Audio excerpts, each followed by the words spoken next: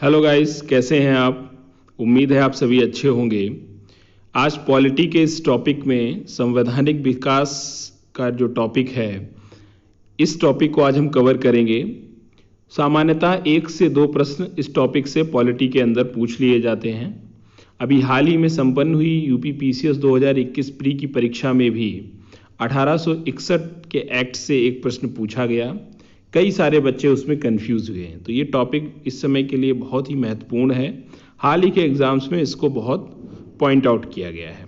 तो सबसे पहले स्टार्ट करते हैं। 1726 का राजलेख।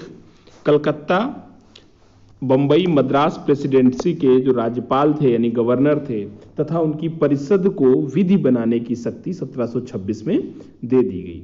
फिर 1773 का जो रेगुलेटिंग एक्ट आया, उसमें भारत में सुनिश्चित शासन पद्धति की एक शुरुआत की गई 1773 के रेगुलेटिंग एक्ट से। बहुत महत्वपूर्ण है। पहली बार भारत में जो रेगुलेशन की बात की गई, शासन पद्धति को सुनिश्चित करने की बात की गई, वो 1773 के रेगुलेटिंग एक्ट से की गई। डायरेक्टर ने को कहा गया कि वह राजस्व, दीवानी और फौजदारी और सैन्य आदि मामलों में ब्रिटिश सरकार से या ब्रिटिश सरकार को अवगत कराए। 4+1 सिस्टम बनाया गया और भारत का पहला गवर्नर जनरल बने वॉरेन हेस्टिंग्स। बंगाल का गवर्नर को ही मद्रास प्लस बंबई का भी गवर्नर बना दिया गया। बंगाल का ही गवर्नर बंबई और मद्रास की भी संरचना को या प्रशासन को देखेगा। कलकत्ता में एक सुप्रीम कोर्ट की स्थापना की बात की गई। 1+3, एक चीफ जस्टिस और 3 अन्य जस्टिस के साथ इसकी शुरुआत की गई। 3 अन्य जस्टिस में लिमेस्टर, चैम्बर और वाइट थे। ठीक है ना? यानी कि बंबई के जो बंगाल का गवर्नर जनरल था, उसको बंबई और मद्रास का भी चार्ज मिल गया। सुप्रीम कोर्ट की स्थापना की गई। 1+4 सिस्टम बनाया गया। ठीक है। फिर आता है एक्ट ऑफ सेटलमेंट, 1781 का एक्ट। 1773 में जो कमियां रह गई थी, चूंकि पहली बार प्रशासन को जो नियमित किया गया, तो जो कमियां रह गई थी उसे 1781 के एक्ट से दूर किया गया और कलकत्ता की सरकार को ही बिहार, उड़ीसा के लिए कानून बनाने का अधिकार दे दिया गया। यानी बंगाल को ही बिहार और उड़ीसा के लिए भी कानून बनाने का अधिकार दे दिया गया और गवर्नर जनरल व उसकी परिषद की सदस्यों को सुप्रीम कोर्ट से मुक्त कर दिया गया या सुप्रीम कोर्ट से उन्मुक्ति दे दी गई। यानी कि सुप्रीम कोर्ट का ढांचा भी निर्धारित कर दिया गया। फिर आता है 1784 का पिट्स इंडिया एक्ट। बहुत महत्वपूर्ण एक्ट है, यहां से प्रश्न बन ही जाता है। कंपनी के व्यापारिक और राजनीतिक क्रियाकलापों को एक दूसरे से स्पष्ट करके अलग किया गया। इनको स्पष्टीकरण किया गया और इनको अलग अलग किया गया और 2 नए फॉर्म किए गए, बोर्ड ऑफ डायरेक्टर और board of control. Board of director Bharat में रखे गए और बोर्ड ऑफ कंट्रोल को ब्रिटेन में रखा गया, जो 6 सदस्यीय था। तो ध्यान रखिएगा, बोर्ड ऑफ डायरेक्टर और बोर्ड ऑफ जो कंट्रोल है वो पिट्स इंडिया एक्ट 1781 से आए हैं। 1+4 की जगह जो पहले था उसे 1+3 कर दिया गया। कंपनी के प्राधिकृत प्रदेशों को पहली बार नया नाम दिया गया और कहा गया ब्रिटिश अधिकृत भारतीय प्रदेश। तो यहां से एक बढ़िया क्वेश्चन बनता है कि ब्रिटिश अधिकृत भारतीय प्रदेश, पहली बार यह शब्द कहां पर इस्तेमाल किया गया। फिर जो अंग्रेजों के मुकदमे थे उसके लिए ब्रिटेन में एक अलग से कोर्ट की स्थापना की गई और गवर्नर जनरल युद्ध और संधि के लिए कंपनी की डायरेक्टर से स्वीकृति लेगा, ऐसा इसमें कहा गया और कर्मचारियों को उपहार लेने पर प्रतिबंध लगा दिया गया। यानी कि भ्रष्टाचार को रोकने का इसमें प्रयास किया गया। फिर आता है 1786 का अधिनियम। बेसिकली ये कार्नवालिस के लिए लाया गया था, क्योंकि कार्नवालिस को भारत आना था और ब्रिटेन से अमेरिका छूट चुका था। तो 1786 का अधिनियम गवर्नर जनरल को मुख्य सेनापति की शक्ति दे दी गई। बेसिकली ये कार्नवालिस के लिए था। विशेष परिस्थितियों में अपने निर्णय को लागू करने का अधिकार भी 1786 के अधिनियम से दे दिया गया। फिर आता है 1793 का एक्ट। बोर्ड ऑफ कंट्रोल के सदस्यों के जो वेतन थे, जो ब्रिटेन में थे बोर्ड ऑफ कंट्रोल के लोग, उनको भारतीय कोष से दिया जाने लगा। ब्रिटिश भारत में लिखित विधि विधानों के द्वारा प्रशासन की आधारशिला रखी गई 1793 से। फिर आता है 1813 का एक्ट, कंपनी का एकाधिकार समाप्त कर दिया गया, केवल चीन से व्यापार करना और चाय पर एकाधिकार कंपनी का बना रहा, बाकी सारे व्यापारिक एकाधिकार कंपनी के समाप्त कर दिए गए। और 1813 के एक्ट से ही ईसाई धर्म प्रचारकों को भारत में आने की सुविधा मिल गई। 1813 के ही एक्ट से 1 लाख रुपए शिक्षा पे खर्च करने की अनुमति दी गई या व्यवस्था की गई, और सेना और लोक सेवा के प्रशिक्षण की बात भी 1813 में की गई। फिर 1833 का अधिनियम, 1833 का अधिनियम में कहा गया कि गवर्नर जनरल की परिषद में एक चौथा सदस्य विधि सदस्य के रूप में जोड़ा जाएगा। लॉर्ड मैकाले जोड़े गए उस चौथे सदस्य के रूप में। तो 1+3 का जो फॉर्मूला हो गया था वो 1+3+1 हो गया, विधि सदस्य के रूप में लॉर्ड मैकाले को जोड़ दिया गया।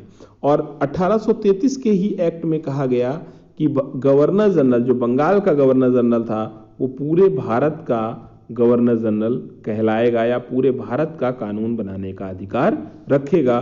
तो बंगाल का गवर्नर ही भारत का गवर्नर जनरल बन गया। इस प्रकार भारत का पहला गवर्नर जनरल बने लॉर्ड विलियम बेंटिक। कौन बना? Lord William Bentinck. बहुत इंपॉर्टेंट है ये, ध्यान रखिएगा इसको। फिर अंग्रेजों को भारत आने जाने की अनुमति दे दी गई, और चाय और चीन के साथ जो व्यापारिक संबंध अभी बचे थे कंपनी के, उनको भी यहां से समाप्त कर दिया गया 1833 के एक्ट से। दास प्रथा के विरुद्ध को विधि विरुद्ध घोषित किया गया। सेवाओं में नियुक्ति योग्यता के अनुसार की जाने लगी। ये सारे काम 1833 के एक्ट से हो गए। फिर आते हैं 1853 के एक्ट में। ये जस्ट 1857 की जो महान स्वतंत्रता संग्राम की क्रांति थी उससे पहले का अधिनियम है। बंगाल के लिए पृथक गवर्नर की नियुक्ति की बात की गई। प्रतियोगी परीक्षा की व्यवस्था की गई 1853 के एक्ट से, और पहली बार विधान परिषदों के निर्माण की बात कही गई 1853 के एक्ट से। तो ये ध्यान रखना है कुछ। फिर 1858 का एक्ट बहुत इंपॉर्टेंट है। इसको 3 स्ट्रक्चर में आप समझ सकते हैं। गृह सरकार यानी भारत सचिव और उसकी परिषद बनाई गई। भारत सरकार यानी केंद्र सरकार, इसमें गवर्नर जनरल और उसकी परिषद बनाई गई, जो गवर्नर जनरल आगे चल के अब वायसराय कहलाएगा।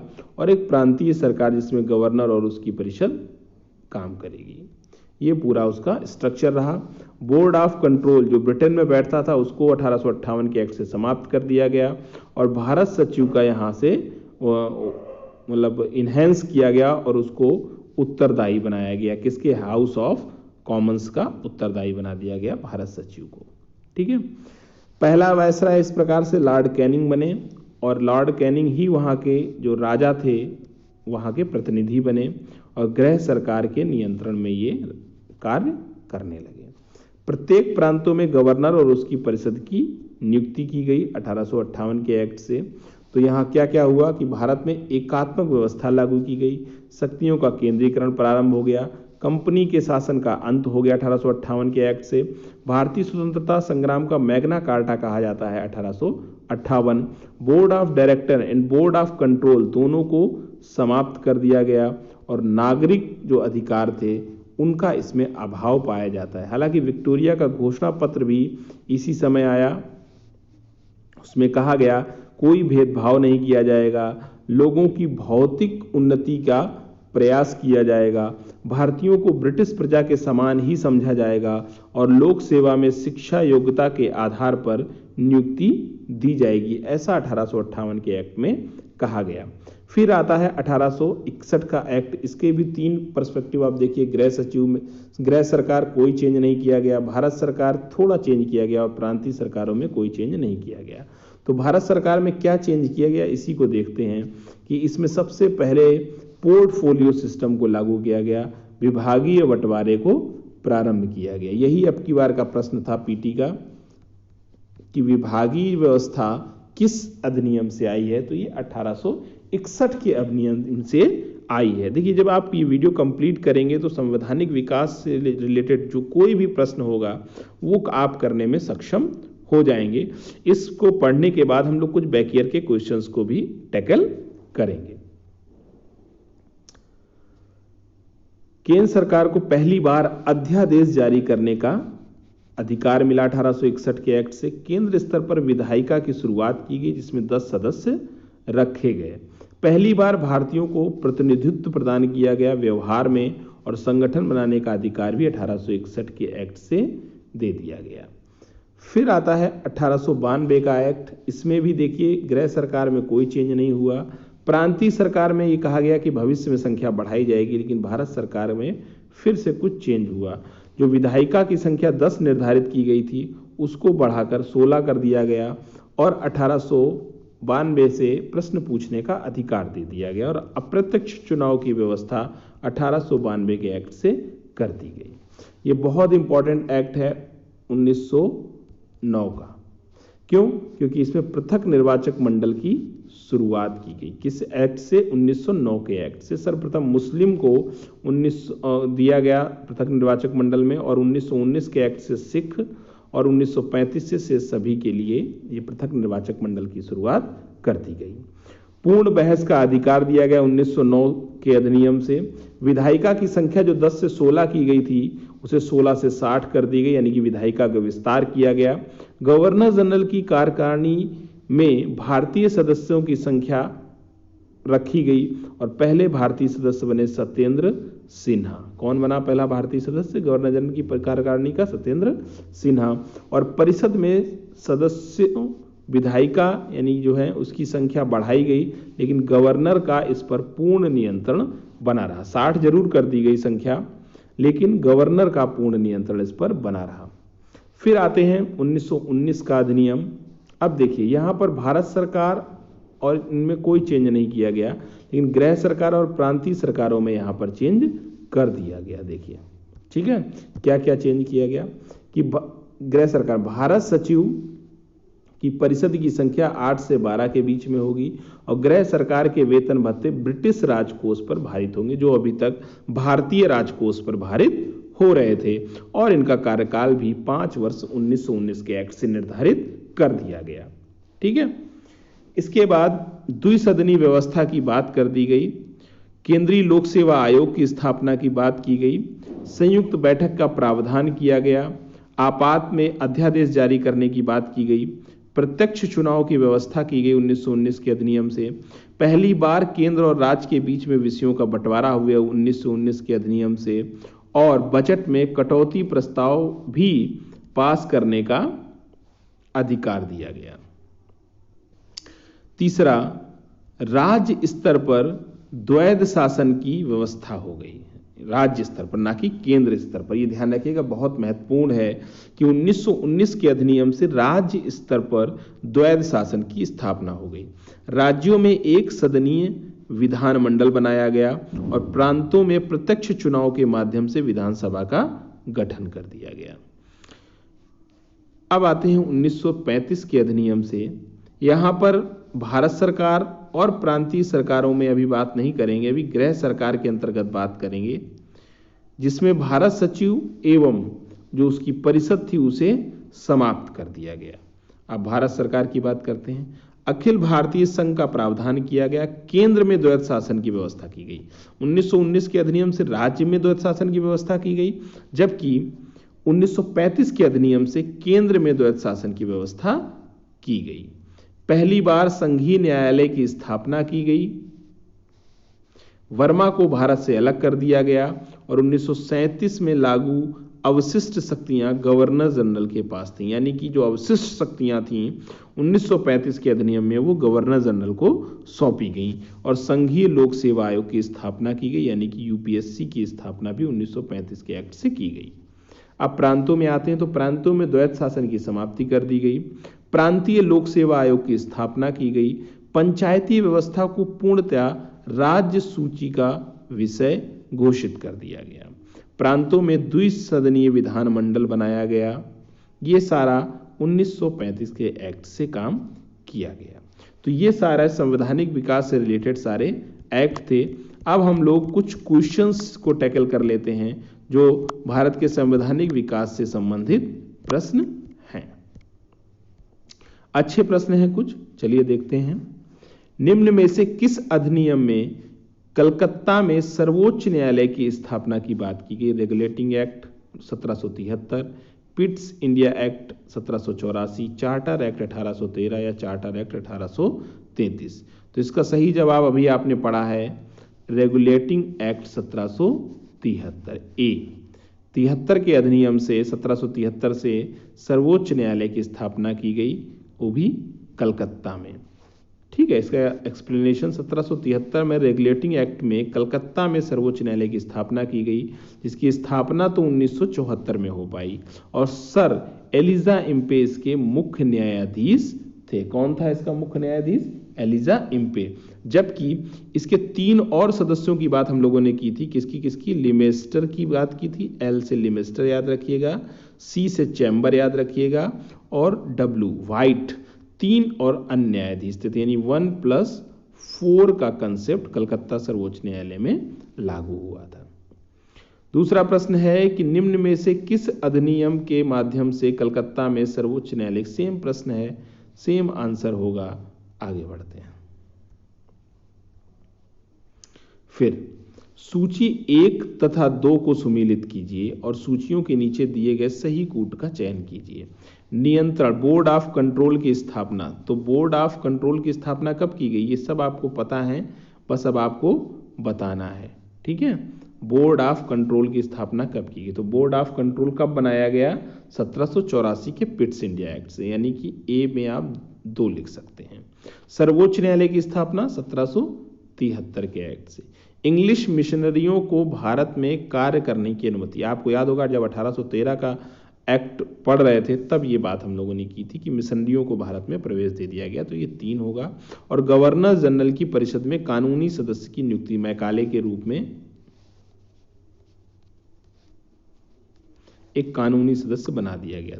तो 2, 1, 3, 4 ये इसका सही जवाब होगा। 2, 1, 3, 4 देखिए कहीं ये ऑप्शन है 2, 1, 3, 4 बिल्कुल है बी, और यही इसका सही जवाब है बी। नेक्स्ट क्वेश्चन बढ़ते हैं। निम्न में से किससे या किनसे भारत में अंग्रेजी शिक्षा की नींव पड़ी है? 1813 का charter act, general committee of public instruction 1823 या प्राच्य और आंग्ल विवाद। ठीक है, अब इसके ऑप्शन देख लेते हैं। केवल 1 और 2, केवल 2, केवल 1 और 3 और 1, 2, 3। तो ये तीनों ही इसके संबंधित रहेंगे। तीनों के कारण ही भारत में अंग्रेजी शिक्षा का विकास हुआ है। एक्सप्लेनेशन देख लेते हैं। ईस्ट इंडिया कंपनी ने ओरिएंटल शिक्षा की प्रचलित प्रणाली को हतोत्साहित किया तथा पश्चिमी शिक्षा और अंग्रेजी भाषा को बढ़ावा दिया। 1813 के चार्टर एक्ट में भारत में शिक्षा के प्रसार के लिए प्रति वर्ष 1 लाख रुपए खर्च करने का प्रावधान किया गया और 1823 में general committee of public instruction का गठन किया गया, जिसकी जिम्मेदारी थी शिक्षा के लिए 1 लाख रुपए देने की व्यवस्था करना। समिति में 10 यूरोपीय सदस्य शामिल थे, जिसके अध्यक्ष थे लॉर्ड मैकाले। इसके बाद governor general Lord William Cavendish Bentinck के शासनकाल में 7 मार्च 1835 को लॉर्ड मैकाले के प्रस्ताव को स्वीकृत करके भारत में अंग्रेजी को उच्च शिक्षा का माध्यम बना दिया गया। भारत में आंग्ल शिक्षा के समर्थकों के नेता ट्रेवेलियन थे, जबकि एच.टी. प्रिंसेप प्राच्य शिक्षा के समर्थकों का नेतृत्व कर रहे थे।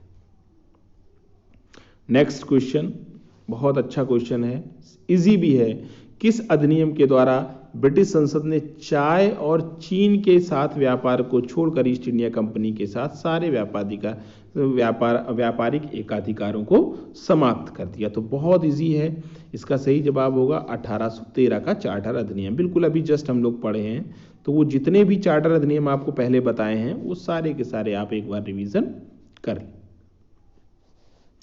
किस अधिनियम ने भारतवासियों को अपने देश के प्रशासन में कुछ हिस्सा लेना संभव बनाया?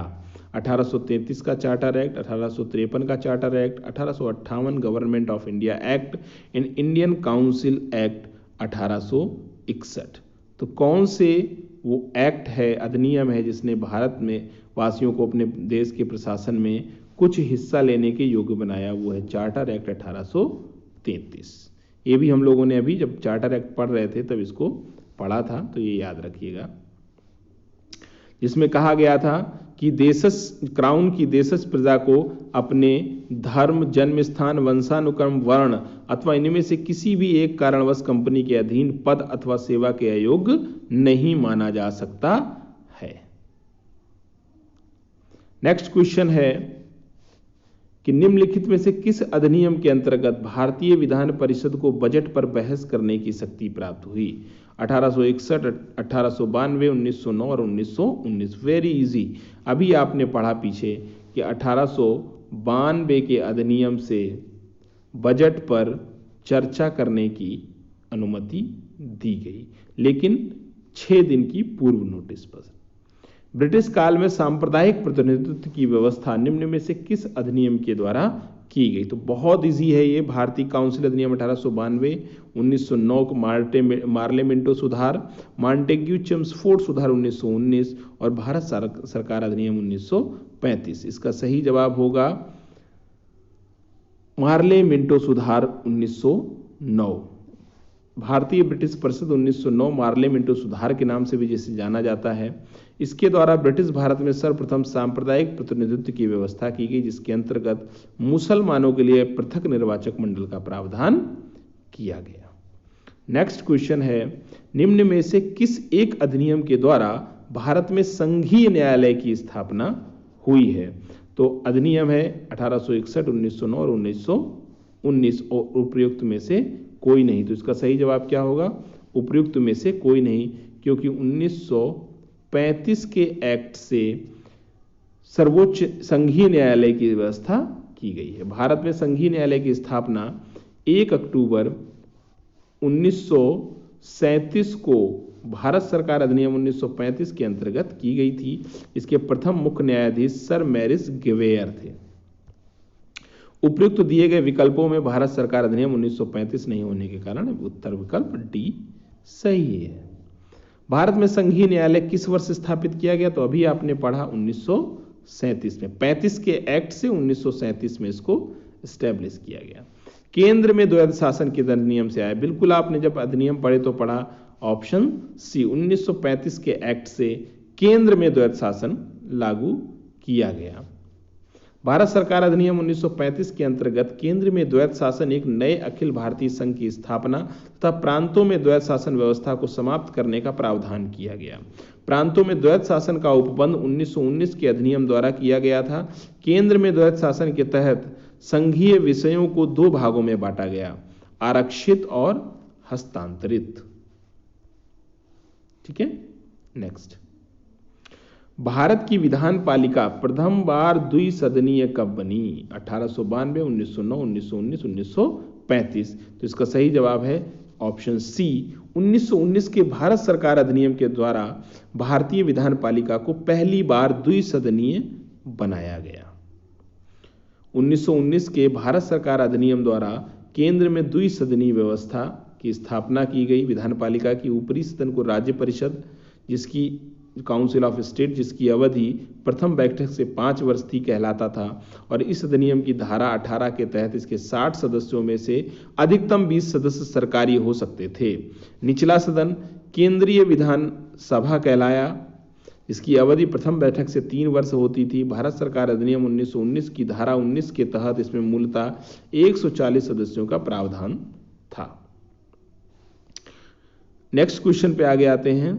राष्ट्रपति के अध्यादेश निर्गत करने की शक्ति किस अधिनियम से आई है? तो ये आई है भारत सरकार अधिनियम 1935 के एक्ट से। ध्यान रखना है ये। यद्यपि ब्रिटिश सरकार में गवर्नर जनरल को 1861 के भारत परिषद अधिनियम से ही विधान परिषद की अनुमति के बिना अध्यादेश जारी करने की शक्ति प्राप्त थी, तथापि भारतीय संविधान में राष्ट्रपति की अध्यादेश निर्गत करने की शक्ति अनुच्छेद 123 के तहत भारत सरकार अधिनियम 1935 की धारा 42 और 43 से प्रेरित है।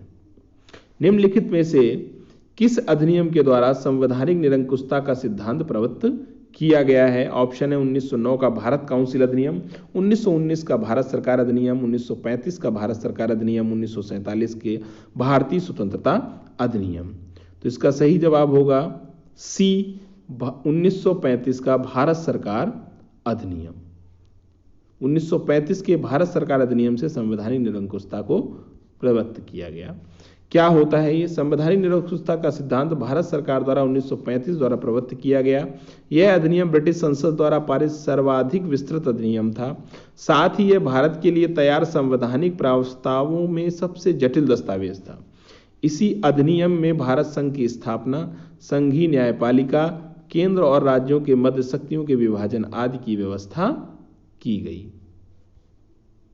नेक्स्ट क्वेश्चन, भारत के संविधान में केंद्र और राज्यों के बीच में किया गया शक्तियों का विभाजन इनमें से उल्लिखित किस योजना पर आधारित था? Morley Minto 1909, Montagu Chelmsford 1919, Bharat सरकार अधिनियम 1935 या भारतीय स्वतंत्रता अधिनियम 1947। देखिए बहुत अच्छा प्रश्न है। सब केंद्र और राज्यों के बीच किया गया शक्तियों का विभाजन इनमें से किसमें उल्लिखित योजना पर आधारित है? केंद्र और राज्यों के बीच में शक्तियों का विभाजन, तो ये किसमें हो जाएगा? 1919 के अधिनियम से ये प्रभावित है। कैसे? एक्सप्लेनेशन देख लेते हैं। भारत के संविधान में केंद्र और राज्यों के मध्य शक्तियों का विभाजन भारत सरकार अधिनियम 1935 में उल्लिखित योजना पर आधारित था। इस अधिनियम की 7वीं अनुसूची में संघीय, राज्य और समवर्ती सूची के विषयों का विभाजन किया गया था। इसके अतिरिक्त प्रांतों में द्वैध शासन समाप्त करके केंद्र में द्वैध शासन को लागू किया गया था, जो प्रांतीय स्वायत्तता के सूत्रपात का संकेत था। इसमें एक अखिल भारतीय महासंघ बनाने या स्थापित करने का प्रावधान किया गया था और इस संघ का निर्माण तत्कालीन ब्रिटिश भारत के प्रांतों, चीफ कमिश्नर प्रांतों एवं देशी रियासतों को मिलाकर होना था, परंतु यह व्यवस्था लागू नहीं की जा सकी और 1935 के भारत सरकार अधिनियम द्वारा स्थापित होने वाले संघ में अवशिष्ट शक्तियां गवर्नर जनरल के प्रदान कर दी गई, यानी जो अवशिष्ट शक्तियां थी वो गवर्नर जनरल के पास बनी रही। नेक्स्ट क्वेश्चन है कि निम्नांकित में से कौन सा एक कथन भारत सरकार अधिनियम 1935 में स्वीकार किया गया और महत्वपूर्ण स्थायी नहीं है? हुआ और महत्वपूर्ण और स्थायी अवयव जो नहीं है।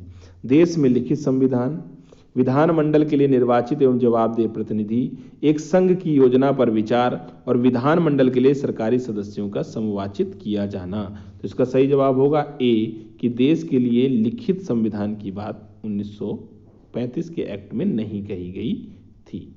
1935 का गवर्नमेंट ऑफ इंडिया एक्ट क्यों महत्वपूर्ण है? क्योंकि यह भारतीय संविधान का प्रमुख स्रोत है। इसके द्वारा भारत को स्वतंत्रता मिली।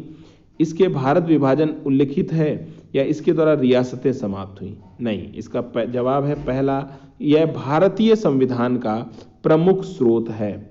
भारत का वर्तमान असंवैधानिक ढांचा बहुत कुछ 1935 के भारत शासन अधिनियम 1935 पर आधारित है।